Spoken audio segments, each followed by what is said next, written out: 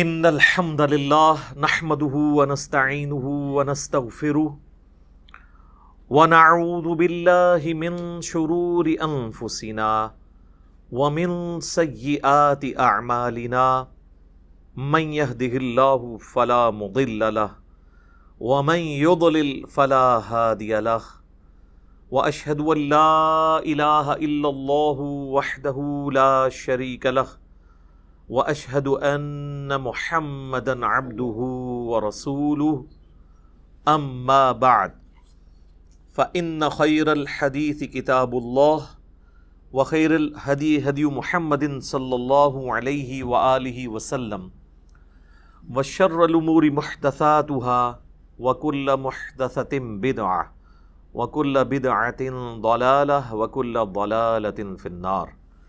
اعوذ باللہ السمیع العلیم من الشیطان الرجیم من ہمزہ ونفخہ ونفثہ بسم اللہ الرحمن الرحیم رب اشرح لی صدری ویسر لی امری واحلل عقدۃ من لسانی یفقہوا قولی. بسم اللہ الرحمن الرحیم ان اللہ وملائکتہ یصلون علی النبی یا ایہا الذین آمنوا صلوا علیہ وسلموا تسلیما. اللہم صلی علی محمد وعلی آل محمد کما صلیت علی ابراہیم وعلی آل ابراہیم انک حمید مجید. اللہم بارک علی محمد وعلی آل محمد کما بارکت علی ابراہیم وعلی آل ابراہیم انک حمید مجید. اللہم ربنا آتنا فی الدنیا حسنة وفی الآخرة حسنة وقنا عذاب النار. ربنا آتنا من لدنک رحمة وہیئ لنا من امرنا رشدا. لا الہ الا انت سبحانک انی کنت من الظالمین. حسبنا اللہ ونعم الوکیل. یا حی یا قیوم برحمتک استغیث ولا حول ولا قوة الا باللہ العلی العظیم. آمین. الحمدللہ آج 23 اگست 2020 کی قرآن کلاس نمبر 42 کی اسٹوڈیو ریکارڈنگ ہونے جا رہی ہے. آج انشاءاللہ تعالی ہم سورۃ البقرہ کی آخری 3 آیات کو کور کریں گے، اور یہ 3 آیات اپنے مضمون کی گہرائی کے اعتبار سے اس چیز کی متقاضی تھیں کہ ہم یہ اپنی پوری قرآن کلاس جو ہے ڈیڈیکیٹ کر دیں سورۃ البقرہ کی آخری 3 آیات کے لیے. میرے بھائیو، صحیح مسلم میں ایک حدیث ہے کہ اللہ کے محبوب صلی اللہ علیہ وآلہ وسلم کی خدمت میں ایک دفعہ سیدنا جبرائیل علیہ السلام بیٹھے ہوئے تھے، تو اچانک انہوں نے اوپر ایک زوردار آواز سنی تو اپنا سر آسمان کی طرف اٹھایا اور عرض کیا کہ یا رسول اللہ صلی اللہ علیہ وآلہ وسلم، آج آسمان کا ایک ایسا دروازہ کھولا گیا ہے جو آج سے پہلے کبھی نہیں کھلا، اور اس میں سے ایک فرشتہ نازل ہوا ہے جو آج سے پہلے کبھی بھی دنیا میں نازل نہیں ہوا. پھر اس فرشتے نے اللہ کے محبوب صلی اللہ علیہ وآلہ وسلم کی خدمت میں سلام عرض کیا، اور سلام عرض کرنے کے بعد اس نے کہا کہ اے اللہ کے محبوب صلی اللہ علیہ وآلہ وسلم، میں آپ کو اللہ تعالیٰ کی طرف سے 2 نوروں کی بشارت دیتا ہوں جو آپ سے پہلے کسی پیغمبر کو عطا نہیں ہوئے. نمبر 1 فاتحۃ الکتاب یعنی سورۃ الفاتحہ، اور نمبر 2 خواتیم سورۃ البقرہ، سورۃ البقرہ کی آخری آیات. اب یہاں پہ عربی کا جو ورڈ استعمال ہوا ہے وہ خواتیم ہے، اور عربی میں جمع کم از کم 3 سے شروع ہوتی ہے. عربی میں واحد ہے، اس کے بعد تثنیہ ہے اور پھر جمع. جیسا کہ مشرق یہ سنگولر کا صیغہ ہے، اور مشرقین 2 مشرقیں اور مشارق 3 یا 3 سے زیادہ مشرقیں. تو یہ خواتین کا لفظ استعمال ہوا ہے، یعنی ایٹ لیسٹ 3 آیات. تو یہ واحد حدیث ہے جس میں سورۃ البقرہ کی آخری 3 آیات کا ذکر آیا ہے، جو آج ہم نے کور کرنی ہے. للہ ما فی السماوات و ما فی الارض سے لے کر آنورڈ اینڈ تک. ایک اور حدیث ہے، صحیح بخاری اور صحیح مسلم دونوں میں حدیث موجود ہے، اور یہ اسپیسیفکلی ہمارے صبح و شام کے اذکار میں بھی شامل ہے، جو بلو کارڈ کے اوپر ہم نے ریفرنس دیا ہوا ہے کہ اللہ کے محبوب صلی اللہ علیہ وآلہ وسلم نے فرمایا کہ جو شخص بھی رات کے وقت سورۃ البقرہ کی آخری 2 آیات پڑھ لے گا تو اسے ہر چیز سے کفایت کر جائیں گی. ہر چیز سے کفایت کر جائیں گی یعنی کسی قسم کا اور وظیفہ جو کسی بھی وہ کام کے لیے کرتا ہے، شیاطین کو بھگانے کے لیے، جنات کو بھگانے کے لیے، مصیبت اور پریشانی کو دور کرنے کے لیے، تکلیف کے ازالے کے لیے، ہر چیز سے یہ کفایت کرے گا یہ ایک وظیفہ سورۃ البقرہ کی آخری 2 آیات. اور جو میں نے اس سے پہلے حدیث بیان کی تھی صحیح مسلم کی، جس میں ایک فرشتے نے آ کے آپ صلی اللہ علیہ وآلہ وسلم کو 2 نوروں کی بشارت دی، سورۃ الفاتحہ اور سورۃ البقرہ کی آخری 3 آیات. اس میں آگے الفاظ یہ بھی ہیں کہ جو شخص بھی سورۃ الفاتحہ یا سورۃ البقرہ کی آخری 3 آیات پڑھے گا تو اللہ تعالیٰ سے جو کچھ مانگ رہا ہے وہ اس کو اللہ تعالیٰ عطا فرما دے گا. تو وہ تو بڑی بہترین دعائیں ہیں، چاہے سورۃ الفاتحہ ہو یا سورۃ البقرہ کی آخری 3 آیات. وہ دعائیں بھی ہیں، تجدید ایمان بھی ہے، ہر حوالے سے اہم ترین آیات ہیں. ایک اور حدیث ہے جامعہ ترمذی میں اور المستدرک للحاکم میں صحیح سند کے ساتھ کہ نبی صلی اللہ علیہ وآلہ وسلم نے فرمایا اللہ تعالیٰ نے مخلوقات کی پیدائش سے بھی 2000 سال پہلے اپنے پاس ایک کتاب لکھی تھی. لوح محفوظ آپ کو پتہ ہے سب سے پہلے پیدا ہوا ہے. جامعہ ترمذی میں حدیث ہے کہ اللہ تعالیٰ نے سب سے پہلے قلم کو پیدا کیا اور پھر فرمایا لکھ جو کچھ ہو چکا اور جو کچھ ہونے والا ہے. یعنی اس کے بعد لوح محفوظ پیدا ہوا اور جو کچھ ہو چکا یعنی قلم کی اپنی پیدائش اور قیامت تک ہونے والی جو تقدیر سے ریلیٹڈ چیزیں تھیں، ایک ایک ٹائنیس ڈیٹیل اللہ تعالیٰ نے لوح محفوظ میں وہ قلم سے لکھوا دی. تو وہ جو اللہ تعالیٰ کے پاس ہارڈ ڈسک ہے بڑی، جس میں ہر چیز اللہ تعالیٰ نے ریکارڈ کی ہے مخلوقات کی پیدائش سے 2000 سال پہلے، اس میں اللہ تبارک و تعالیٰ نے جو آیات درج فرمائی تھیں ان میں سے آخری 2 آیات سورۃ البقرہ کی نازل فرما کر سورۃ البقرہ کو مکمل کیا. یہ کوئی عام آیات نہیں ہے.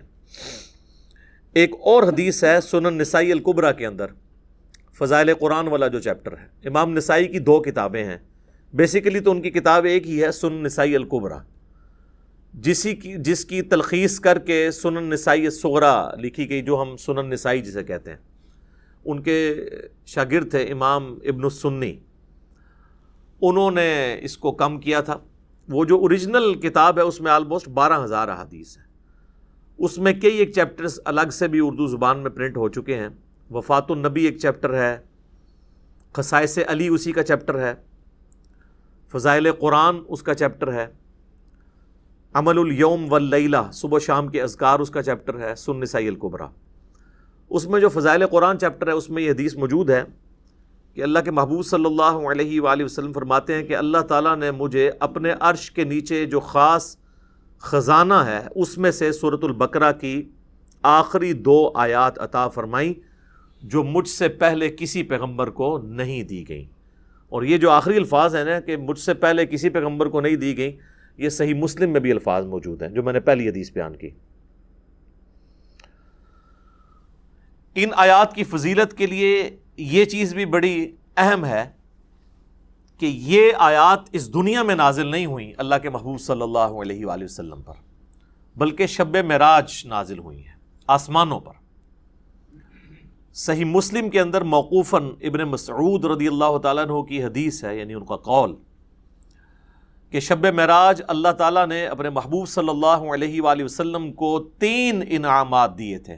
نمبر 1 5 نمازیں، نمبر 2 سورۃ البقرہ کی آخری 2 آیات، اور نمبر 3 جو کوئی بھی آپ صلی اللہ علیہ وآلہ وسلم کا امتی شرک نہیں کرتا ہوگا، at the end of the day اللہ تعالیٰ اس کو معاف فرما دے گا، چاہے وہ اپنا عذاب بھگت کے، لیکن الٹیمیٹلی جو بخاری مسلم میں حدیث ہے کہ آخری دفعہ اللہ تعالیٰ مجھے اس چیز کی بھی اجازت دے گا کہ میں دوزخ میں سے اس شخص کو بھی نکال دوں جس کے دل میں رائی کے دانے کے برابر بھی ایمان ہے، یعنی جس نے، ایک اور حدیث میں بخاری مسلم کے الفاظ ہیں، جس کے پلے سوائے اس کے کوئی نیکی نہیں ہوگی کہ صرف اس نے ایک دفعہ کلمہ پڑھا ہوگا۔ لیکن یہ بالکل اینڈ پہ ہے، یعنی یہ نہیں ہے کہ یہ کلمہ پڑھنے سے ہی جنت مل جانی ہے۔ واللہ عالم، وہ 1000 سال لگیں، لاکھ سال لگیں، کروڑ سال لگیں، وہ اللہ کو پتہ ہے۔ اللہم اجرنا من النار، آمین۔ یہاں تو لوگ بڑی آسانی کے ساتھ کہہ دیتے ہیں نا جی خیر ہے، دیکھی جائے گی، کوئی مسئلہ نہیں ہے، اور انہی سے کہا جائے نا کہ آپ 10 سیکنڈ کے لیے موم بتی کے فلیم کے اوپر اپنا ہاتھ رکھیں تو نہیں رکھ سکتے، اور جہنم کے بارے میں کہتے ہیں دیکھی جائے گی، ایک پھیرا ہی لگے گا۔ تو بس یہ دیوانگی کی سوچ ہے، اس کا حقیقت کے ساتھ کوئی تعلق نہیں ہے۔ تو یہ میرے بھائیوں، میں نے چند احادیث بیان کر دیں سورۃ البقرہ کی آخری 3 آیات کی، اور اس میں سے بھی اسپیسیفکلی آخری 2 آیات، آمن الرسول بما انزل الیہ من ربہ والمؤمنون سے آنورڈ۔ ان آیات کو پڑھنے کی روٹین بنائیں، اور چونکہ بخاری مسلم میں الفاظ ہیں کہ جو رات کے وقت میں پڑھ لے گا اسے ہر چیز سے کفایت کریں گی، تو رات کی ڈیفینیشن شریعت کے اندر مغرب کے بعد رات شروع ہو جاتی ہے، غروب آفتاب کے ساتھ ہی۔ اسی لیے سورۃ البقرہ میں آیا نا کہ روزے کو رات ہونے تک مکمل کرو، تو رات شریعت میں غروب آفتاب کے بعد سٹارٹ ہو جاتی ہے، کیونکہ چاند بھی آپ دیکھیں اگلے مہینے کا سٹارٹ جو ہے وہ رات کے وقت چاند نظر آ جاتا ہے، مغرب کے فوراً بعد ہی۔ پہلی کا چاند تھوڑی دیر کے لیے نظر آتا ہے مغرب کے فوراً بعد، تو مغرب کے بعد بھی آپ ان آیات کو پڑھ سکتے ہیں، عشاء کے بعد بھی پڑھ سکتے ہیں، رات کو سونے سے پہلے بھی پڑھ سکتے ہیں۔ اس کی روٹین بنائیں اور اسے کبھی سکپ نہ ہونے دیں۔ کوئی مشکل وظیفہ نہیں ہے، سارے وظائف کے اوپر بھاری ہے یہ وظیفہ، اور کچھ عرصہ آپ اپنی روٹین بنائیں گے تو آپ کو یہ خود بخود زبانی یاد ہو جائیں گی، آپ کو کوئی اس کے لیے محنت نہیں کرنی پڑے گی۔ آخری 3 آیات کا وظیفہ بنا لیں، للہ ما فی السماوات و ما فی الارض۔ ویسے عموماً پبلک کے اندر تو جتنی بھی احادیث مشہور ہیں وہ آخری 2 آیات سے ریلیٹڈ ہیں، لیکن آج جو میں نے آپ کو صحیح مسلم کی ایک حدیث بتائی ہے نا، اس میں چونکہ خواتین کا لفظ ہے تو آخری 3 آیات، اس لیے آپ دیکھیں گے قرآن حکیم میں سورۃ البقرہ کا جو آخری رکوع ہے نا وہ انہی 3 آیات پہ مشتمل ہے۔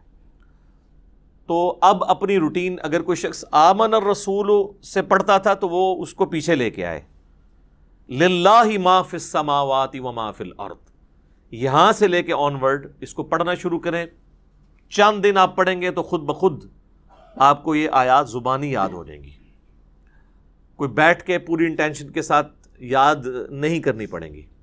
اس کا آسان طریقہ یہ ہے کہ نماز مغرب یا نماز عشاء کے بعد مسجد سے نکلنے سے پہلے یا گھر میں سنتیں ادا کر رہے ہیں تو مصلی کو اٹھانے سے پہلے مصحف ہاتھ میں پکڑیں اور اسے ایک بار پڑھ لیں اپنی روٹین کے اندر۔ آج کل تو اسمارٹ فون ہے، کوئی ایشو نہیں ہے، موبائل فون کھول کے بھی اس میں بھی پڑھا جا سکتا ہے۔ یہ وظیفہ ضرور اپنی زندگی کے اندر لے کر آئیں۔ اس میں آپ دیکھیں گے کہ سٹارٹ تو اللہ تعالیٰ کی تعریف کے ساتھ ہوا ہے، للہ ما فی السماوات و ما فی الارض۔ اس کے بعد کچھ کریٹیکل چیزیں ڈسکس ہوئی ہیں کہ اللہ تعالیٰ گرفت فرما سکتا ہے، جو کچھ تم دل میں چھپاتے ہو یا ظاہر کرتے ہو، کچھ بھی اعمال ہیں وہ اللہ تعالیٰ اس پہ گرفت کر سکتا ہے۔ انشاءاللہ میں اس کی تفسیر بھی بعد میں بیان کروں گا۔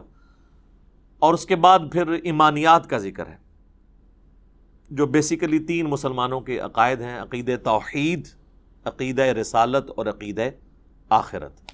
ان 3 عقائد کی تجدید ہے اس کے اندر.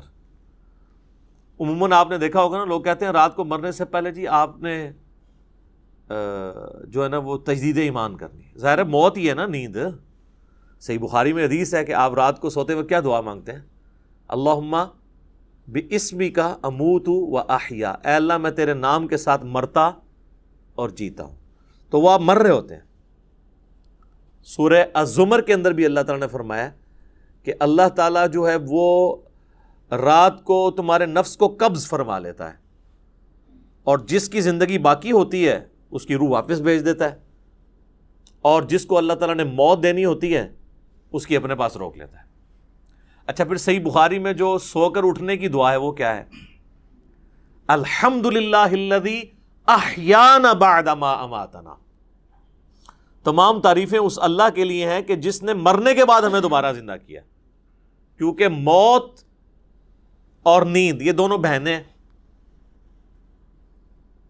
تو رات کو مرنے سے پہلے یا سونے سے پہلے آپ دیکھتے ہیں کئی لوگ ہیں رات کو سوتے ہیں اڑتے ہی نہیں صبح. تو رات کو سونے سے پہلے ایٹ لیسٹ ایک دفعہ تجدید ایمان کا موقع مل جاتا ہے کہ ہم اپنے ایمان کو ریپیٹ کر لیں. اگر دن میں کوئی غلطی سے زبان سے کلمات نکل گئے تو اللہ تعالیٰ کے حضور اپنا ایمان دوبارہ سے رینیو کروا لیں. اور وہی یہ دعائیں ہیں: آمن الرسول بما انزل الیہ من ربہ والمؤمنون کل آمن باللہ وملائکتہ وکتبہ ورسلہ. یہ ساری ایمانیات ہیں. اس کے بعد دعائیں ہیں اللہ تعالیٰ سے، اور پھر سورۃ البقرہ کا اینڈ ہوتا ہے. اب اللہ کا نام لے کر ہم سورۃ البقرہ کی یہ جو آخری 3 آیات ہیں جی، ان کی تفسیر بھی تھوڑی سی کر لیتے ہیں. کچھ اس میں مضمون ہیں جو مشکل ہیں، میں اس کو کور کروں گا اللہ کی توفیق سے. تو اپنے مصحف اپنے سامنے رکھ لیں. اعوذ باللہ من الشیطان الرجیم، بسم اللہ الرحمن الرحیم. للہ ما فی السماوات وما فی الارض. اللہ ہی کا ہے جو کچھ آسمانوں میں ہے اور جو کچھ زمین میں. اس کائنات کی بادشاہت بھی اللہ کی ہے اور اس کائنات کو چلانے والا بھی اللہ ہے. اب چونکہ سورۃ البقرہ کنکلوڈ ہو رہی ہے، اور جب بھی صورتیں کنکلوڈ ہوتی ہیں اپنی اینڈنگ کی طرف جاتی ہیں تو اکثر اوقات انہی الفاظ کے ساتھ اللہ تعالیٰ اپنی تعریف کو بیان فرماتا ہے. وَإِن تُبْدُوا مَا فِي أَنفُسِكُمْ، اور اگر تم ظاہر کرو جو کچھ تمہارے جی کے اندر ہے، أَوْ تُخْفُوهُ، یا اسے چھپا لو، يُحَاسِبْكُمْ بِهِ اللَّهُ، اللہ تعالیٰ اس کے اوپر بھی حساب لے گا. یہ بہت خطرناک معاملہ ہے میرے بھائیوں. یہ قرآن حکیم میں ایک ایسا مقام ہے جہاں پر اللہ تعالیٰ نے دل کے گناہ کے اوپر گرفت کرنے کا بھی اندیہ دیا ہے. یہ چند آیات میں سے ہے جو قرآن حکیم میں جن کی تفسیر بڑی مشکل ہے اور اس کے بارے میں کافی اختلاف پایا جاتا ہے. اب بخاری مسلم کی کئی احادیث ہیں. مثلا بخاری اور مسلم دونوں میں ایک حدیث ہے کہ اللہ کے محبوب صلی اللہ علیہ وآلہ وسلم نے فرمایا کہ اللہ تعالیٰ نے میری امت سے جو دل میں آنے والے خیالات ہیں نا ان سے درگزر فرما دیا ہے، جب تک کہ وہ اس پر عمل نہ کر لیں یا اس کو اپنی زبان پر نہ لے آئیں. یعنی جو وسوسہ دل میں آیا، گناہ کا وسوسہ یا بدعقیدگی یا کیسی بھی چیز، کوئی شیطانی بات، جب تک اسے ایگزیکیوٹ نہیں کر لیتے پریکٹیکلی یا اپنی زبان پر نہیں لے آتے، تو اللہ تعالیٰ نے میری امت سے اس کو درگزر فرما دیا ہے. اب یہ حدیث بخاری میں بھی ہے اور مسلم میں بھی. ظاہر ایک مضبوط حدیث ہے، ٹاپ آف دا لسٹ 2 کتابوں کے اندر ہے. تو اس حدیث کی بنیاد پہ بعض مفسرین کا خیال ہے کہ یہ آیت ہی منسوخ ہے قرآن کی، کہ جی اللہ تعالیٰ دل میں آنے والے گناہوں کے اوپر بھی گرفت فرما سکتا ہے، کیونکہ حدیث میں جو آ گیا کہ اللہ نے معاف کر دیا ہے لہٰذا یہ آیت منسوخ ہے، حالانکہ ہمیں کوئی حدیث اس بات پہ مجبور نہیں کرتی کہ ہم قرآن کی کسی آیت کو منسوخ مانیں، اور اس میں بڑے بڑے مفسرین نے ٹھوکر کھائی ہے، پرانے بزرگوں میں سے بھی اور آج کل کے بھی۔ میں نے اس کے اوپر کافی غور و تفکر کیا تو میں اس نتیجے پہ پہنچا کہ یہ قرآن حکیم کے ساتھ علمی خیانت کے مترادف ہے اگر کوئی شخص اس آیت کو ان احادیث کی بنیاد کے اوپر منسوخ مانتا ہے، کیونکہ کئی اور احادیث ہیں جن میں ہمارے پاس وہ رزلٹ بھی نکلتا ہے جو اس آیت کے اندر بیان ہوا ہے۔ تو میں کوشش کروں گا کہ میں اس کو بریف کروں اس حوالے سے کہ یہ جو دل کا اللہ تعالیٰ نے معاملہ گرفت کے اعتبار سے بیان کیا ہے اس کے کیا معنی ہو سکتے ہیں۔ تو غور و تفکر کرنے کے بعد میں اس رزلٹ پہ پہنچا ہوں کہ یہ جو اللہ تعالیٰ نے فرمایا نا وَإِن تُبْدُوا مَا فِي أَنفُسِكُمْ أَوْ تُخْفُوهُ يُحَاسِبْكُمْ بِهِ اللَّهُ، چاہے تم اپنے جی کے خیال کو ظاہر کر دو یا جی میں چھپا کر رکھو، اس پہ بھی اللہ محاسبہ کر دے گا، پکڑ فرما لے گا۔ اس کے دو معنی ہو سکتے ہیں، ایک تو یہ ہے کہ دل کی نیت کے اوپر اللہ تعالیٰ گرفت کرے کہ کسی نے نیکی کا کام بظاہر تو بڑا اچھا کیا، دل میں ریاکاری کی نیت تھی، تو اللہ تعالیٰ اس دل کے خیال کے اوپر گرفت کرتے ہوئے اس کی نیکی کو زیرو سے ملٹیپلائی کر دے گا۔ تو یہ تو مسلمانوں کا اجماعی عقیدہ ہے کہ ایسا ہی ہوگا۔ اور دوسرا معنی یہ ہے کہ دل میں آنے والا ایسا وسوسہ جو جان بوجھ کر لایا جائے یا کسی گناہ کا خیال اپنے دل میں جان بوجھ کر لایا جائے اور اس خیال کو لانے کے بعد اس کی پیروی کرتے ہوئے اس کی لذت دل میں محسوس کی جائے جان بوجھ کر، تو اس کے اوپر بھی گرفت ہوگی۔ یہ دونوں معنی اپنی جگہ درست ہیں۔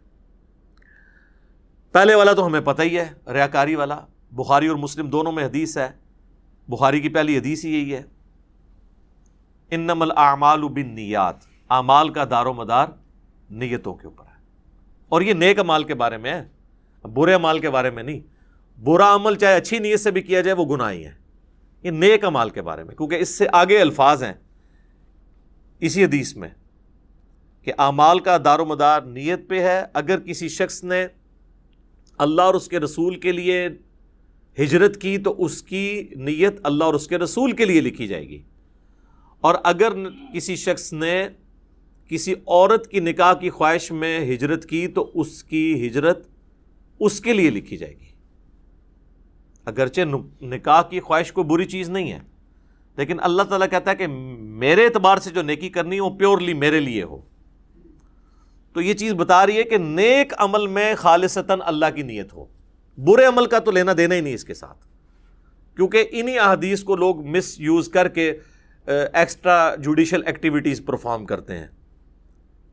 ہمارے مولویوں کے ورغلائے ہوئے لوگ بھی اور ہمارے بعض ریاستی اداروں کے ورغلائے ہوئے لوگ بھی، اور کہتے ہیں جی نیت تو ہماری اچھی تھی، اگرچہ کام برا کر دیا، بندہ مار دیا، خیر اللہ تعالیٰ معاف کرے گا۔ نہیں، تو میری اس کے اوپر پہلے سے ویڈیوز آ چکی ہوئی ہیں، آپ یوٹیوب پہ جا کے لکھیں ایکسٹرا جوڈیشل کلنگ ان اسلام، جو یہ آپ کو پتہ ہے سائیوال انسیڈنٹ ہوا تھا، اس پہ میں نے یہ ساری پھر چیزوں کو بریف بھی کیا تھا قرآن اور احادیث کی روشنی میں۔ تو یہ نیک عمال کے بارے میں ہے کہ اگر وہ نیک عمل اچھی نیت سے ہوگا، اللہ کے لیے ہوگا تو اجر ملے گا، اور اگر اللہ کے لیے نہیں ہے تو اجر زیرو سے ملٹیپلائی، ختم۔ اسی کو سپورٹو وہ صحیح مسلم کی حدیث ہے کہ اللہ تعالیٰ تمہاری شکلوں اور مال کو نہیں دیکھتا، دلوں اور اعمال کو دیکھتا ہے۔ شکل خوبصورت ہے، مال اللہ کی راہ میں کوئی خرچ بھی کر رہا ہے، لیکن دل میں نیت کسی اور چیز کی ہے تو اللہ نے دل کو دیکھنا ہے، اور پھر اعمال بھی اچھے ہونے چاہیے، اس چیز کو بھی دیکھنا ہے اللہ تعالیٰ نے۔ اسی کو سپورٹو صحیح مسلم کی ایک اور حدیث جو میں نے کئی دفعہ بیان کی ہے، قیامت والے دن اللہ تعالیٰ کی بارگاہ میں ایک شہید، ایک قرآن کے عالم اور ایک سخی کو پیش کیا جائے گا۔ اللہ تعالیٰ شہید کے سامنے اپنی نعمتیں گنوائے گا اور پھر پوچھے گا کہ تجھے میں نے اتنا کچھ دیا، اس کے بدلے میں تو نے کیا کیا؟ وہ کہے گا یا اللہ جان ہی تو تھی تیرے لیے دے دی۔ واقعی یہ تو بات حقیقت ہے کہ انسان سب سے زیادہ کسی کے لیے یہی کر سکتا ہے کہ اپنی زندگی دے دے۔ تو اللہ تعالیٰ فرمائے گا کہ تم نے جان اس لیے دی کہ لوگ تمہیں بہادر سمجھے، تو دنیا میں تمہیں تمہارا اجر مل چکا ہے، پھر اللہ تعالیٰ اسے اوندے منہ گھسیٹ کر جہنم میں پھینک دے گا۔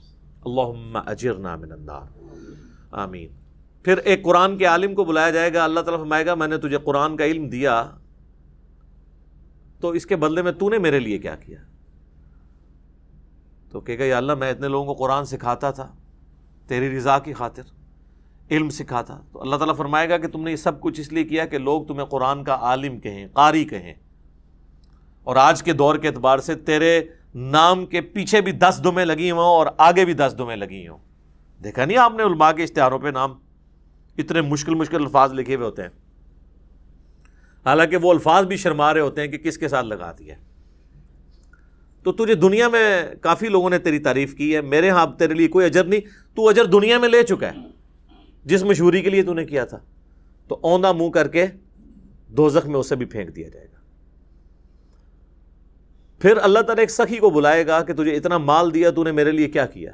وہ کہے گا یا اللہ میں نے تیری راہ میں جو جو موقع بھی تھا، جس جس موقع پہ تو خوش ہوتا تھا میں نے وہاں وہاں خرچ کیا، غریبوں پہ بھی خرچ کیا، مسجد کے اوپر بھی لگا دیا، مدارس کے اوپر بھی لگوایا، اور کئی ایک یتیم خانے کھول دیے، مسجد کی ٹوٹیوں کے اوپر نیم پلیٹ بھی اپنے نام کی لگوائی۔ آج کے دور کے اعتبار سے میرے محلے کے نمازیوں سے بھی تو پوچھ سکتا ہے، تو لیکن یہ سارے دھوکے تو نمازیوں کو ہی دیے جا سکتے ہیں، ایون فرشتے بھی دھوکے کھا جاتے ہیں کیونکہ وہ بھی ظاہری عمل دیکھ رہے ہوتے ہیں۔ تو at the end of the day حساب تو اللہ نے لینا ہے۔ اللہ فرمائے گا تو نے یہ جو تیرے نامہ مال میں گرچہ نیکیاں لکھی ہوئی ہیں، لیکن یہ نیکیاں فرشتوں نے لکھی ہیں، بندوں کی نظر میں ہے، میری نظر میں تو نہیں ہے، کیونکہ تو نے سب کچھ لوگوں سے تعریف کے لیے کیا کہ میرے دسترخوان سے اتنے لوگ کھاتے تھے، میرے ہاسپٹل سے اتنے لوگ علاج کرواتے تھے، تو میرے حضور تو اس کا کوئی اجر نہیں ہے۔ اس کو بھی اوندا منہ کر کے دوزخ میں ڈال دیا جائے گا۔ سر یہ 3 مثالیں اللہ کے محبوب صلی اللہ علیہ وآلہ وسلم نے دی ہیں۔ اگر آپ میں سے کوئی شخص سمجھتا ہے کہ دنیا میں ان 3 نیکیوں سے بڑی کوئی نیکی ہو سکتی ہے تو میرے سامنے لے آئے۔ کیا شہید ہونے سے بڑی کوئی نیکی انسان اللہ کے لیے کر سکتا ہے؟ اور اگر کسی نے یہ نہیں کی ہے، قرآن کی تعلیم سیکھنے اور سکھانے سے بڑی کوئی نیکی کر سکتا ہے؟ بخاری کی حدیث ہے تم میں سب سے بہتر وہ جو قرآن سیکھے اور سکھائے، اور بخاری مسلم کی ایک اور حدیث ہے کہ 2 ہی لوگ ہیں جن پہ رشک کیا جا سکتا ہے۔ اگر تم نے حسد کرنا جائز ہوتا نا تو 2 ہی لوگ ہیں جن سے انسان کو حسد کرنا چاہیے، ایک جسے اللہ نے قرآن کا علم دیا اور وہ لوگوں کو سکھاتا ہے، اور دوسرے جسے اللہ نے مال دیا اور وہ اللہ کی راہ میں خرچ کرتا ہے، اور تیسری نیکی یہاں پہ بھی مال ہی ہوئی ہے۔ یعنی اس کائنات میں سب سے بڑی 3 نیکیاں یہی ہو سکتی ہیں: شہادت، قرآن کا علم سیکھنا اور سکھانا، اور اللہ کی راہ میں صدقہ اور خیرات کرنا۔ یہ 3 نیکیاں بھی برباد ہو جائیں گی اگر اللہ کے لیے نہیں کی۔ ایون اگر اس میں کسی کو شریک بھی کیا سا تب بھی برباد۔ مسند احمد میں حدیث ہے جس نے کسی کے دکھلاوے کے لیے نماز پڑھی گویا اس نے شرک کیا۔ اب مجھے بتائیں دکھلاوے کے لیے کون نماز پڑھ سکتا ہے؟ یہ کوئی اتنا آسان کام ہے؟ ہاں چلے چند ایک لوگ پڑھتے ہوں گے شاید، جس طرح وہ ہمارے قریبی دوست بتانے لگے کہ آپ کو پتہ ہے جو پاکستان کے ایک فارمر پریزیڈنٹ تھے ضیاء الحق صاحب، ان کی پالیسیز سے 1000 اختلاف، لیکن ایک دیندار آدمی تھا، تو نمازی بڑا پکا تھا وہ۔ تو وہ کہنے لگے کہ انہوں نے لیاقت باغ آنا تھا، کہتے ہیں میری ڈیوٹی اس وقت میں نیا آفیسر بھرتی ہوا تھا، پھر تو خیر وہ 22ویں گریڈ میں ریٹائر ہوئے، تو کہنے لگے کہ میری ڈیوٹی تھی کہ صدر صاحب کو آپ نے وضو کروانا ہے نماز عصر کے لیے۔ تو کہتے ہیں جب وہ آئے تو میں نے ان کو کہا کہ سر میں نے پانی آپ کے لیے گرم کر کے رکھا ہوا ہے، سردیاں تھیں۔ وہ کہنے لگے بیٹا مجھے پتا تھا نماز عصر کا ٹائم ہے تو میں گھر سے وضو کر کے آیا ہوں۔ تو کہتا ہے نماز کا ٹائم ہوا تو اب چونکہ صدر صاحب نماز پڑھ رہے ہیں تو لوگ بغیر وضو کے ہی پیچھے کھڑے ہو گئے۔ ظاہر پتہ ہوتا ہے اپنے ساتھیوں کا کہ یہ تو کبھی زندگی میں انہوں نے کبھی نماز نہیں پڑھی، وضو بھی نہیں کیا، جا کے کھڑے ہو۔ جس طرح یہاں پہ کئی سیاسی لیڈر جو ہیں وہ جب کسی کے جنازے پہ جاتے ہیں تو اسی طریقے سے وہ جا کے کھڑے ہو جاتے ہیں، نہ ان کو نماز جنازہ آتا ہے، نہ وضو کا طریقہ آتا ہے، وہ دنیا داری کے طور پہ۔ تو مسند احمد کی حدیث کے الفاظ ہیں، جس نے دکھلاوے کے لیے نماز پڑھی اس نے شرک کیا، جس نے دکھلاوے کے لیے روزہ رکھا اس نے شرک کیا، جس نے دکھلاوے کے لیے صدقہ کیا اس نے شرک کیا۔ نماز تو ہے ہی اللہ کے لیے، تو پھر شرک کیسے آ گیا؟ یعنی اللہ کے ساتھ نیت بھی کسی نے کر لی کسی اور کی۔ حتیٰ کہ سنن ابن ماجہ میں یہ الفاظ بھی ہیں کہ اگر کوئی شخص نماز پڑھ رہا ہے اور اس نے یہ محسوس کیا کہ اسے کوئی دیکھ رہا ہے، اس کی وجہ سے وہ اپنا سجدہ لمبا کر دے، تو سجدہ تو اللہ کے لیے کر رہا ہے لیکن 0 سے ملٹیپلائی ہو جائے گا، ریاکاری میں آ جائے گا۔ اسی لیے ریاکاری کو شرک اصغر کہا گیا، چھوٹا شرک۔ بڑا ایک جلی شرک ہے نا کہ اللہ کے ساتھ کسی کو شریک ٹھہرانا، ایک یہ ہے کہ اللہ کے ساتھ شریک تو کسی کو نہ ٹھہرانا، لیکن جو اللہ کے لیے اعمال کر رہے ہیں نا اس کی جزا مخلوق سے بھی ڈیمانڈ کرنا، ریاکاری، دکھلاوا، یہ بھی شرک کی کیٹیگری میں فال کرتا ہے۔ اللہم لا تجعلنا منہم، اے اللہ ہمیں ان میں سے نہ کرنا جو اس طرح کے فتنوں کا شکار ہوں گے، آمین۔ اچھا جی، اب آ جائیں دوسرے معنی کی طرف، وہ ہے دل میں محکم خیال لانا گناہ کا، برائی کا۔ تو اس کو سپورٹیو وہ حدیث ہے، بخاری اور مسلم دونوں میں حدیث ہے کہ نبی صلی اللہ علیہ وآلہ وسلم نے فرمایا کہ آنکھ کا زنا دیکھنا ہے، کان کا زنا سننا ہے، ہاتھ کا زنا پکڑنا ہے، پاؤں کا زنا چل کر جانا ہے، اور نفس یعنی دل تمنا کرتا ہے اور شرمگاہ اس کی تصدیق کرتی ہے۔ تو وہاں پہ نبی علیہ السلام نے ایک ایک جو عضو ہے نا اس کی برائی کا ذکر کیا اور نفس کا بھی ذکر کیا۔ اگر کسی نے برائی کا خیال جان بوجھ کر اپنے جی میں لا کر اس سے لذت حاصل کی تو فرشتوں کو تو نہیں پتا اس کا، لیکن اللہ کے حضور اس کی گرفت ہوگی، وَلِعَوْذُ بِاللَّهِ تَعَالَى۔ اللہ کو کوئی نہیں پوچھ سکتا جی، سورۃ الانبیاء میں آیا نا، لا يُسْأَلُ عَمَّا يَفْعَلُ وَهُمْ يُسْأَلُونَ۔ اللہ کو کوئی نہیں پوچھ سکتا کہ اس نے کوئی کام کیوں کیا، اللہ ہر ایک کو پوچھ سکتا ہے وَهُمْ يُسْأَلُونَ کہ تم نے یہ کام کیوں کیا۔ تو اللہ تعالیٰ دل کے خیالات کے اوپر بھی گرفت فرما سکتا ہے، وَلِعَوْذُ بِاللَّهِ تَعَالَى۔ البتہ وہ حدیث اپنی جگہ ایک تسلی والی ہے بخاری اور مسلم میں کہ اللہ تعالیٰ نے میری امت سے دل کے خیالات کے اوپر درگزر فرما دیا ہے جب تک کہ اس پر عمل نہ کر لیں یا اس کو اپنی زبان پر نہ لے آئیں، یعنی دل میں آنے والے وسوسوں کو۔ لیکن اس کو بھی اسی اعتبار سے سمجھنا ہوگا کہ یہ بھی وسوسے وہ ہوں گے جو خود بخود آ جائیں، جو جان بوجھ کے لائے جاتے ہیں نا وہ سر اس کیٹیگری میں نہیں آئیں گے۔ بہرحال اللہ تعالیٰ کی رحمت کا ایک تقاضا بھی ہے، وَكَتَبَ رَبُّكُمْ عَلَى نَفْسِهِ الرَّحْمَةِ، جو سورۃ الانعام میں ہے کہ اللہ نے اپنے اوپر خود سے ایک چیز واجب کر لی ہے کہ میں ہر حال میں رحم ہی کروں گا، جو بخاری مسلم دونوں میں حدیث ہے کہ میری رحمت میرے عرش پہ، میں نے اپنے پاس ایک عبارت لکھ لی تھی مخلوق کی پیدائش سے پہلے کہ میری رحمت میرے غضب پر سبقت لے جانے والی ہے۔ یہ برابر بھی ہوتی نا تب بھی ہمارے لیے مصیبت ہو جاتی، اسی لیے کہتے ہیں نا کہ اللہ تعالیٰ سے عدل نہیں مانگنا چاہیے بلکہ اللہ تعالیٰ سے اس کا فضل مانگنا چاہیے۔ اللہم انی اسألک من فضلک ورحمتک، آمین۔ اور صحیح مسلم میں ایک اور حدیث ہے کہ صحابہ اکرام کہتے ہیں کہ یا رسول اللہ ہمارے دل میں بعض اوقات ایسے خیالات آتے ہیں کہ ہمیں بڑے بھاری گزرتے ہیں کہ ہم کسی سے اس کا ذکر بھی کریں۔ یہ اکثر لوگ پوچھ رہے ہوتے ہیں نا دل میں جناب وسوسے آتے ہیں، نماز میں بھی بعض لوگوں کو آ جاتے ہیں، تو آپ صلی اللہ علیہ وآلہ وسلم نے فرمایا کیا تم واقعی دل میں ایسے خیالات محسوس کرتے ہو؟ تو ان کا یا رسول اللہ ایسے ہی ہے۔ تو آپ نے فرمایا یہ تمہارے ایمان کی دلیل ہے، کیونکہ ایمان کا چور کون ہے؟ شیطان۔ شیطان اسی دل پہ حملہ کرے گا جس میں ایمان موجود ہوگا۔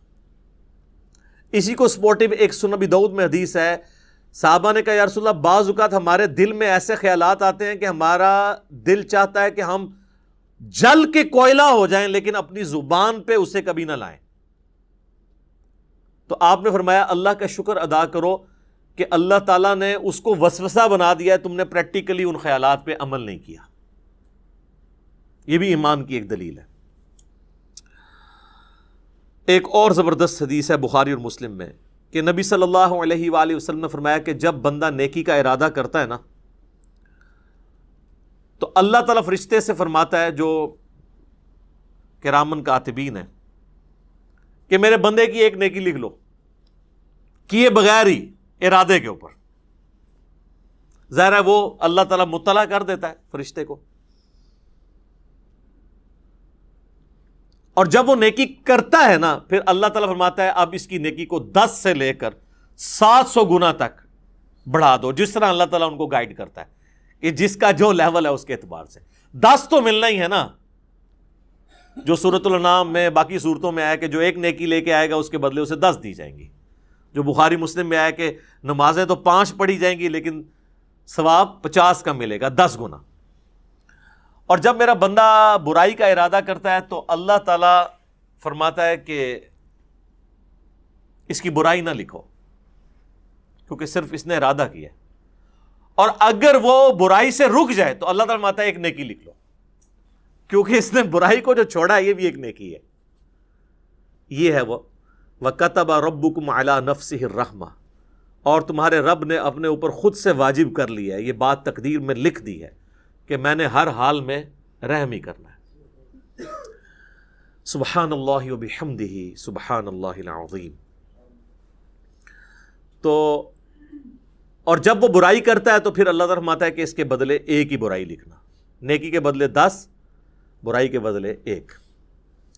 بخاری و مسلم میں ایک اور حدیث ہے کہ شیطان انسان کے جسم میں خون کی طرح گردش کرتا ہے، اور مسلم شریف میں حدیث ہے کہ ہر انسان کے ساتھ ایک جن ہے شیطان، چونکہ شیطان جنات میں سے ہے نا، جو اسے برائی کی طرف بلاتا ہے، اور ایک فرشتہ ہے جو اسے اچھائی کی طرف بلاتا ہے۔ تو صحابہ نے جرأت کر کے پوچھا یا رسول اللہ آپ کے ساتھ بھی؟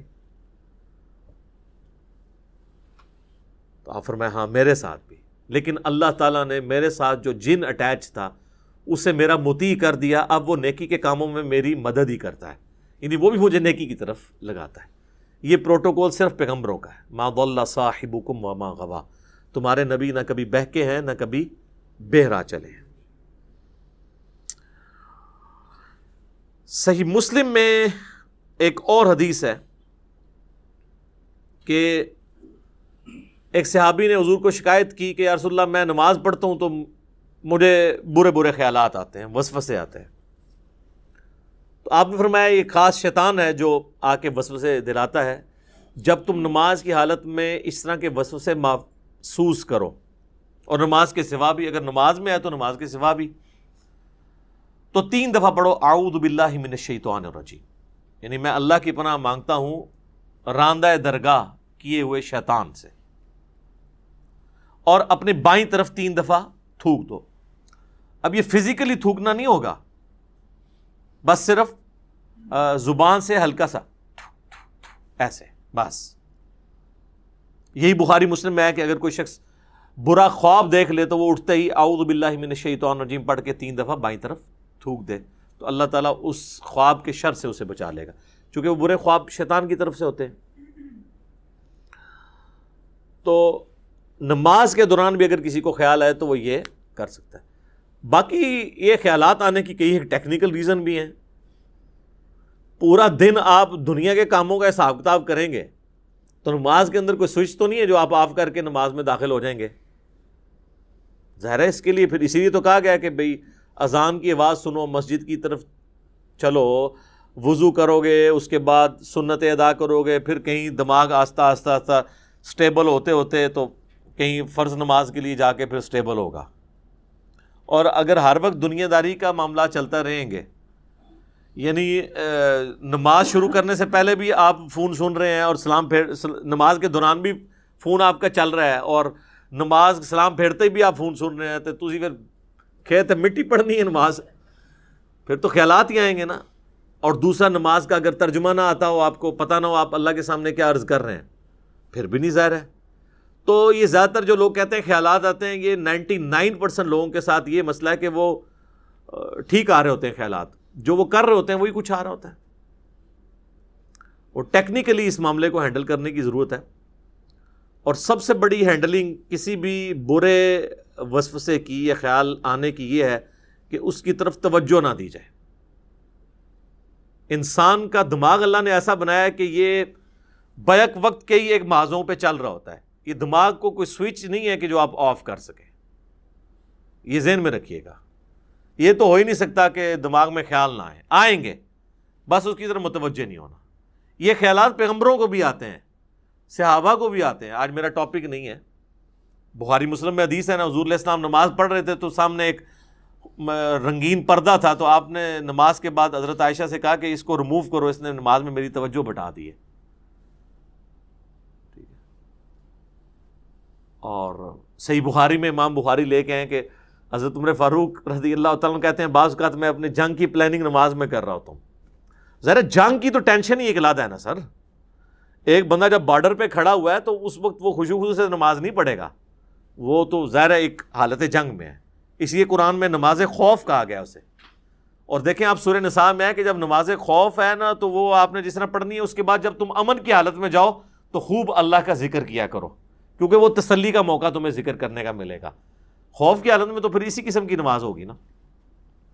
لیکن اگر آپ نے پوری زندگی حالت خوف بنائی ہوئی ہے، کاروبار کے ٹھپ ہو جانے کا خوف، تو پھر تو میں کہتا ہوں ایسی زندگی پہ لعنت ہے. اور فوراً سے پہلے اللہ کی طرف رجوع لانا چاہیے انسان کو. باقی اس میں کئی ایک ٹاپکس میں ڈسکس کر سکتا تھا، اب آلموسٹ 15 منٹ رہ گئے ہیں تو ہم جلدی سے وہ آیات کور کر لیتے ہیں. یہ ٹیکنیکل گفتگو تھی جو کرنا ضروری تھی. میں نے اس لیے یہ پورا لیکچر 42 صرف ان آیات کے اوپر رکھا تھا، اور خصوصاً اس میں یہ جو چند ایک ٹاپکس ہیں. باقی تو اب صرف ترجمہ ہی ہم کور کریں گے تو وہ خود سیلف ایکسپلینیٹری ہے، ہم اس کو کور کر لیتے ہیں. شیطانی وسوسوں کے اعتبار سے میرے 2 لیکچرز ہیں، مسئلہ 83A اور 83B. شیطانی وسوسے اور ان کا علاج 83A ہے، اور 83B ہے اللہ کو کس نے پیدا کیا اور جدید شیطانی وسوسوں کا تحقیقی جائزہ، جس میں نے پروفیسر رچرڈ ڈاکنز کی کتاب دا گاڈ ڈیلوژن کے حوالے سے بھی ڈسکشن کی تھی. آج مال نہیں، میں اس کو سکپ کرتا ہوں. اب آ جائیں ان آیات کی طرف. تو اللہ تعالیٰ فرما رہا ہے کہ اللہ تعالیٰ چاہے تو دل میں آنے والے خیالات کے اوپر بھی گرفت فرما سکتا ہے. فَيَغْفِرُ لِمَن يَشَاءُ وَيُعَذِّبُ مَن يَشَاءُ، پھر اس کی مرضی جسے بخش دے اور جسے عذاب دے. وہ اللہ تعالیٰ کا فیصلہ ہے کہ اس نے کس کے لیے کیا فیصلہ کرنا ہے. اللہم حاسبنی حسابا یسیرا، اے اللہ ہمارے لیے حساب کو آسان فرمانا. واللہ علی کل شیء قدیر، اور اللہ تعالیٰ ہر چیز کے اوپر قادر ہے. پھر وہ یاد کریں آیت لا یسأل عما یفعل وہم یسألون. اللہ کو کوئی نہیں پوچھ سکتا کہ اس نے یہ کیوں کیا، وہ ہر ایک کو پوچھ سکتا ہے کہ بھئی تم نے یہ کیوں کیا. آمن الرسول بما انزل الیہ من ربہ والمؤمنون، ایمان لائے رسول اللہ بھی اور ان کے ساتھی ایمان والے بھی اس پر جو نبی صلی اللہ علیہ وآلہ وسلم پر ان کے رب کی طرف سے نازل ہوا. یہ ہماری خوش قسمتی ہے کیونکہ ہم بھی ایمان والوں میں شامل ہیں، یعنی ایمان قبول کرنے والوں میں. طویل خاص میں تو صحابہ ہیں، اور پھر قیامت تک جو لوگ بھی ایمان قبول کریں گے، کہ اللہ نے اہل ایمان کا ذکر اپنے پیغمبر کے ایمان کے ساتھ کیا ہے. سب سے پہلے محمد بن عبداللہ ایمان لے کر آئے ہیں محمد الرسول اللہ پر. رسول اللہ نے خود بھی اپنے اوپر ایمان لے کے آئے. یہ بڑی باریک بات ہے. یعنی اللہ تعالیٰ پیغمبروں کا دل ایسا بناتا ہے کہ جب ان پر فرشتہ نازل ہوتا ہے تو ان کو اس بات پہ استقامت ملتی ہے کہ یہ فرشتہ ہی آیا ہے، کوئی شیطان نہیں میری طرف آیا. یہ جو دل کا پختہ ہونا ہے ایمان کے اوپر کہ واقعی اللہ کا پیغمبر ہوں، یہ اللہ کی طرف سے ہوتا ہے. جب نبی الاسلام پہ پہلی وحی نازل ہوئی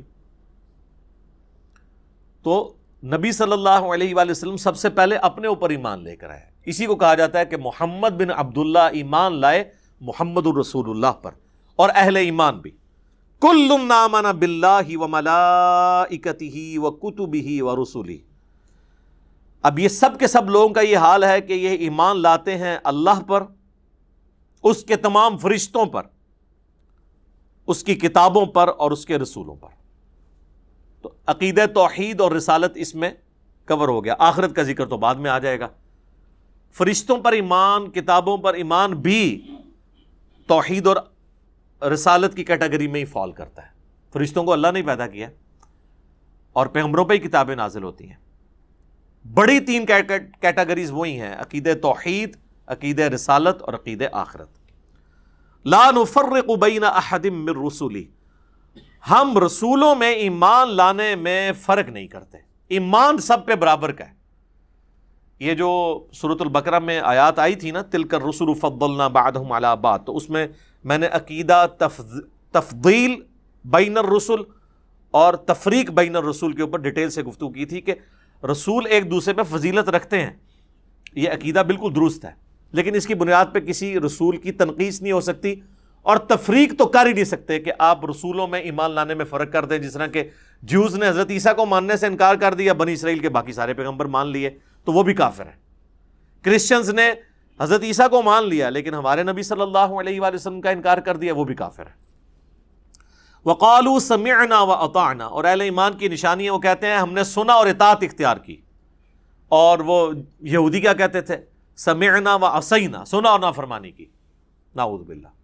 غفرانک ربنا والیک المصیر، اے اللہ ہم تیری مغفرت کے طلبگار ہیں اے ہمارے رب، اور ہمیں لوٹ کر تیری طرف جانا ہے۔ یہ لوٹ کر تیری طرف جانا ہے عقیدہ آخرت آ گیا۔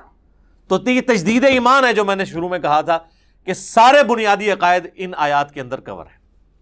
لا یکلف اللہ نفسا الا وسعها، اللہ تعالی کسی جان پر بوجھ نہیں ڈالتا مگر اتنا ہی جتنا اس کی وسعت ہے۔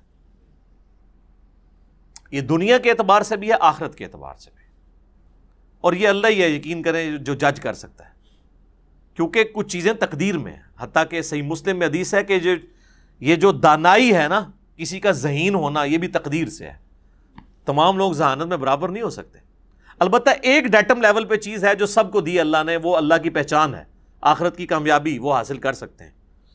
اس میں اگر کوئی پاگل ہے اس سے تو ویسے ہی اللہ تعالیٰ نے قلم اٹھایا ہوا ہے، اس اعتبار سے سارے برابر ہیں، لیکن جو باقی جو صلاحیتیں ہیں ظاہر ہے ہر بندے کو ڈیفرنٹ اللہ نے دی ہیں۔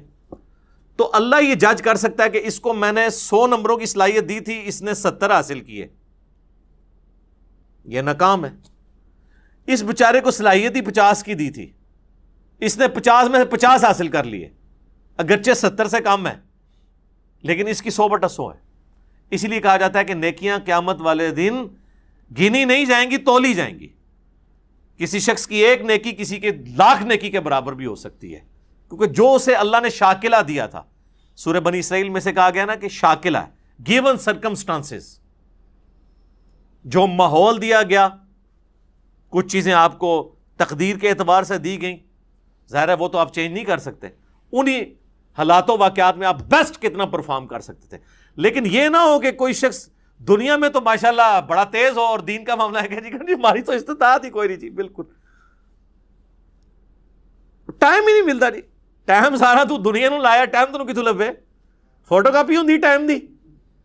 تو دنیا داری میں وہ فل تیز، آپ دیکھیں کتنے آپ کو لوگ نظر آئیں گے جب دین کی بات کریں تو لگتا ہے کہ یہ بیچارے بالکل گئے گزرے ہیں، لیکن ان کو آپ کبھی اپنی دکان پہ دیکھیں تو یہ تو دنیا میں تو میں آپ سے یہ بات کروں گا نا، اور تو کوئی جرت نہیں کرے گا یہ بات کرنے کی، کیونکہ لوگ ڈرتے ہیں آپ لوگوں سے یہ بات کرتے ہوئے، لیکن آخرت میں چمڑی اتر جانی ہے کہ اللہ تعالیٰ فرمائے گا اچھا تو بالکل ہی سیدھا سا، سمجھ ہی کوئی نہیں لگی۔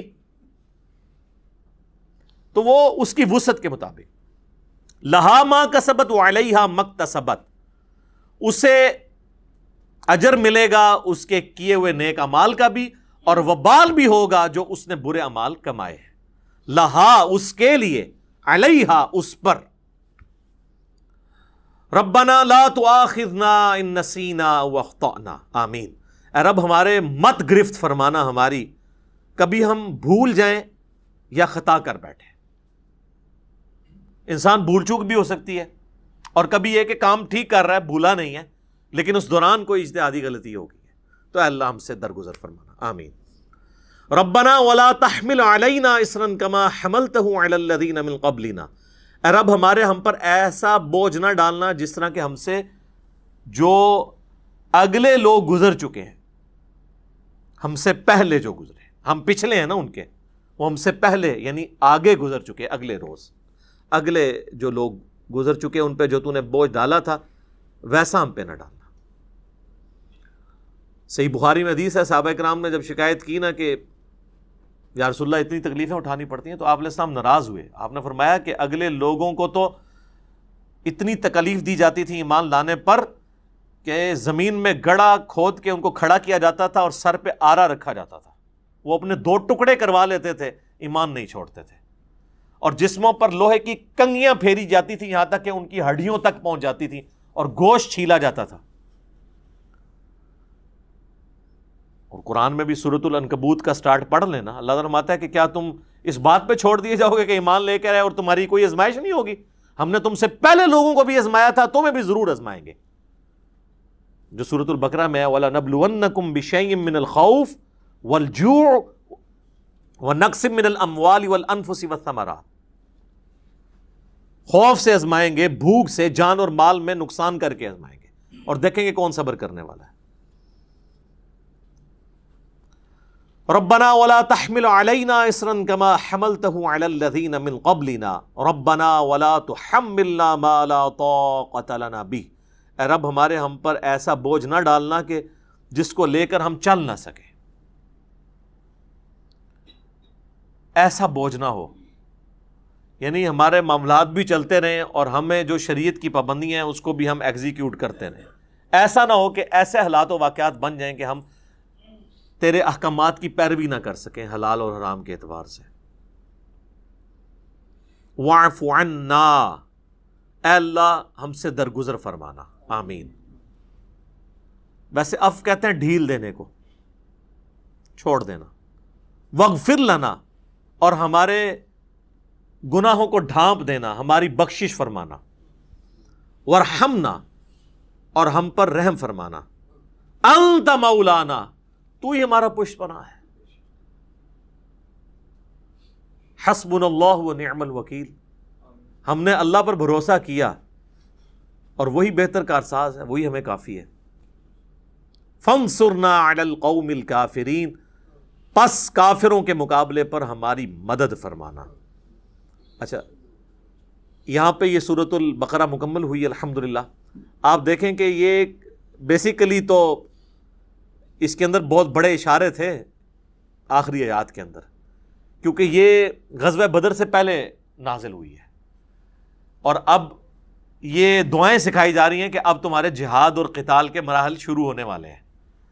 اس وقت تو صحابہ کو پتہ ہی نہیں تھا، ان کی تو پوری زندگی جو ہے وہ جنگوں سے عبارت تھی، یعنی آخری دفعہ ہی مل کے جاتے تھے اپنے گھر والوں کو، چاہے بدر میں گئے ہیں، احد میں گئے ہیں، خندق میں گئے ہیں، خیبر میں گئے ہیں، اور پھر حضور کے بعد بھی قادسیہ اور یرموک بھی لڑنی پڑی، ہزاروں لوگ شہید ہوئے۔ تو اس کے یعنی تمہید کے طور پہ یہ صحابہ کرام کو تعلیم دی جا رہی ہے کہ اب تم پہ مشکل حالات و واقعات آنے والے ہیں، تیاری کر لو، یہ دعائیں اللہ تعالیٰ سے مانگتے رہو اور اللہ کی طرف رجوع رکھو تاکہ اللہ تعالیٰ کافروں کے مقابلے پر تمہاری مدد فرمائے، آمین۔ تو یہ میرے بھائیوں کمال کی آیات ہیں، ان کے اوپر تو خیر 1 گھنٹہ اور بھی گفتگو کی جا سکتی تھی، میں نے کوشش کی کہ جو ٹیکنیکل ایشوز ہیں نا اس کو ڈسکس کروں جن کی تفسیر مشکل تھی، باقی چیزوں کو میں نے سکپ کر دیا، یہ کیونکہ سیلف ایکسپلینیٹری ہیں خود ہی یہ آیات۔ باقی نبی صلی اللہ علیہ وآلہ وسلم کی بعثت کی برکت سے کئی ایک اللہ تعالیٰ نے شریعت کی پابندیاں جو اس میں آیا نا کہ ہم سے پہلے لوگوں پہ جو بوجھ ڈالے ہم پہ نہیں ڈالنے، تو وہ کئی ایک بوجھ تو حضور کی بعثت کے ساتھ ہی اللہ تعالیٰ نے اٹھا لیے ہیں، جیسا کہ بخاری مسلم میں حدیث ہے کہ مجھ سے پہلے کسی نبی کو یہ خصوصیت نہیں ملی کہ پوری زمین اس کے لیے سجدہ گاہ ہو جائے۔ وہ تو سفر میں جاتے تھے تو نمازیں گنتے رہتے تھے، واپسی پہ آ کے صرف مسجد میں ہی ادا کر سکتے تھے۔ میرے لیے اللہ نے پوری زمین مسجد بنا دی، جہاں مرضی میرے امتی نماز ادا کریں۔ اگلی امتوں کے لیے مال غنیمت حرام تھا، یعنی جنگوں میں کافروں کا چھوڑا ہوا مال وہ لا کر ایک اوپن میدان میں رکھا جاتا تھا، آسمان سے ایک بجلی نازل ہوتی تھی، وہ راکھ ہو جاتا تھا، تاکہ یہ چیز انشور ہو کہ کوئی بھی مسلمان کافر کا مال لوٹنے کے لیے جنگ نہیں کرے گا بلکہ اللہ کے لیے کرے گا. تو ویسے یہ پابندی کسی حد تک ٹھیک ہی تھی، لیکن حضور کی برکت سے اللہ تعالیٰ نے مال غنیمت کو حلال کر دیا کہ ٹھیک ہے تم اس کو استعمال کر سکتے ہو.